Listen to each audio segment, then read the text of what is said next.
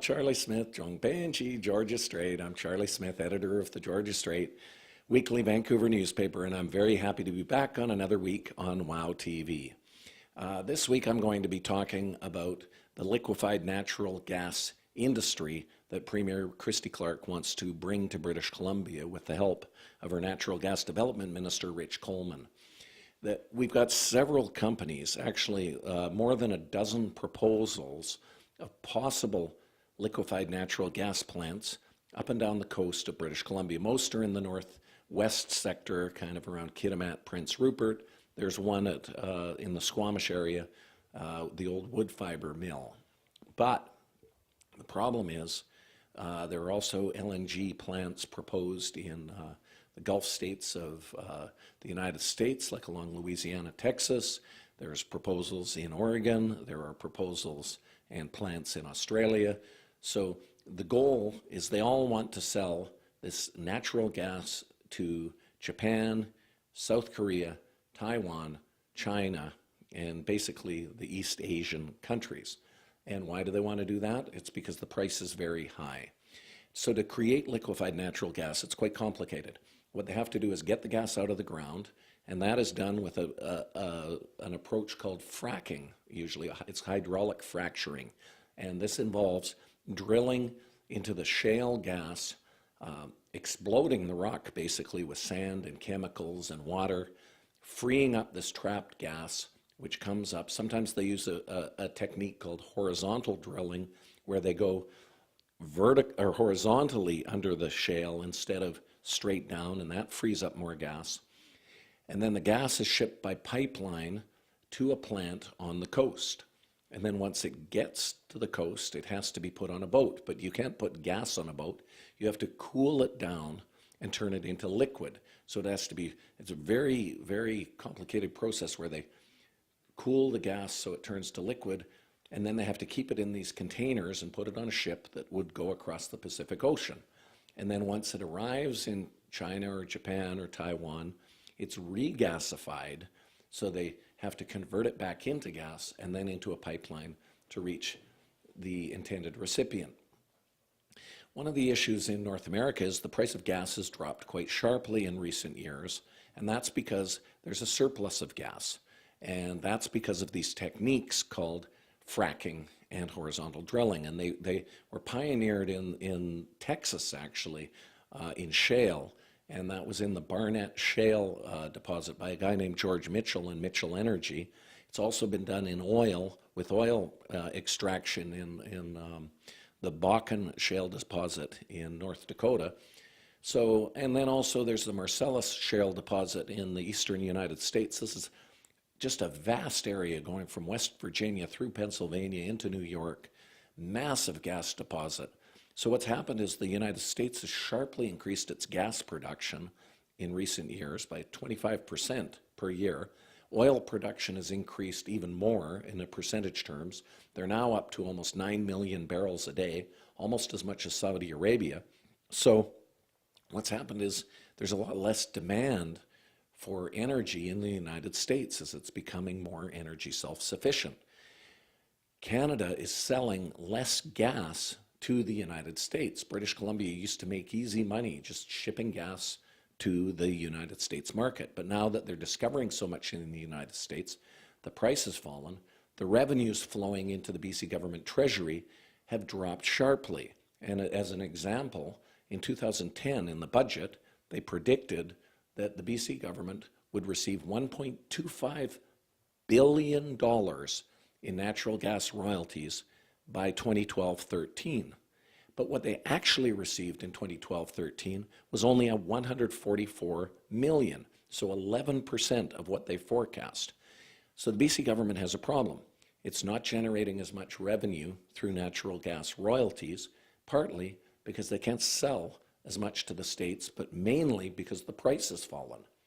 So what's the solution? Well, Premier Christy Clark and Rich Coleman say, well, let's export the gas to Asia.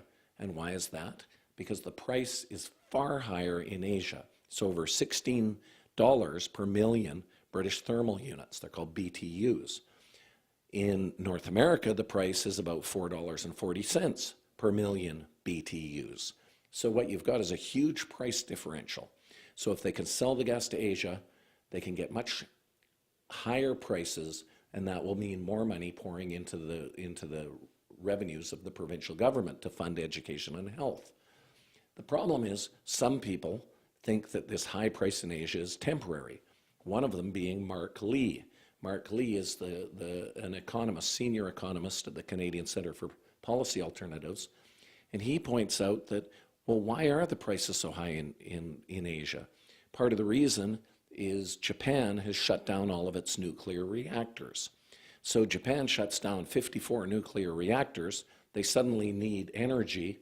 They import liquefied natural gas. They're the largest importer in the world, and the biggest market, price of natural gas goes up. But now the new Japanese government has an energy plan that calls for the restoration of some nuclear power. Another huge customer, South Korea, has shut down 4 nuclear reactors because of a scandal. So Mark Lee is saying, are those reactors going to stay closed? In the meantime, South Korea is building 2 more nuclear reactors. So if South Korea fires up its nuclear industry more, there's about 23 plants in the country, then they will have less demand for gas. Taiwan, it looks like the demand will continue. That's number 5 in the world on importing natural gas. But China is the wild card, because China has vast amounts of natural gas in shale. They haven't had the technology to extract it. But because of their investments in North American energy companies, they're acquiring this technology. But you need a lot of water, and China has an issue with water because there's lots of water in China in the southern part of China, but the northern part of China, that's where they rely on groundwater, and it's more difficult. The water shortage is more problematic. The other issue in China, which is quite intriguing, is the pollution in a place like Beijing, which is becoming an increasing problem. If they can switch to natural gas consumption instead of coal, then the air quality will improve in a city like Beijing, which will actually help the country. It'll make the people happier, but it may also stem the emigration of people with means who might want to move away from Beijing to escape the pollution. So it's a very complicated issue. There are lots of aspects to it. I interviewed a man at the Energy Modeling Forum at Stanford University, Hill Huntington, and Hill was telling me that he thinks there's a window to export natural gas to Asia, but within about 10 years, he expects China will be producing a lot more gas from its shale resources. So if the prices stay high, there's a potential for BC to generate some income, but at the same time, you've got these other projects proposed along the Gulf states of the United States. And the other issue, see, there's so many aspects to this story, is the Panama Canal, because we are geographically situated very well competitively to sell gas to Asia. And part of it is the distance. We're closer to Asia than the Gulf states. But the other aspect is we're cooler up north, so it's easier to make the liquefaction process is easier than in a place like Louisiana. But with the widening of the Panama Canal, there's a big Panama Canal project, that's going to make it easier for the American companies to take natural gas through the Panama Canal and over to Asia. So one of the companies that's first out of the blocks is Cheniere, and it's expected to begin making shipments by the end of 2015, which is ahead of anything that's going to happen in BC. I think the Premier would like to see at least one liquefied natural gas plant, a final investment decision before the next election in 2017. The betting is that the first one will be the one in Squamish, which is way smaller than the monstrous projects proposed for Kitimat, one with Chevron and one with an Apache and the other with Shell and a few other partners. So the liquefied natural gas issue is really coming to the forefront. Recently, the Premier announced that now there's a whole education initiative that's backed by the government and organized labor. The construction unions are hoping for lots of jobs building these plants. They cost, anywhere from $10 to $20 billion, except for the one in Squamish. But there can be cost overruns, and this is what's problematic for the proponents, because in Australia, the Gorgon plant by Chevron, it was estimated at about 39 billion, and now it's up to $54 billion US, so nearly a 40% cost overrun.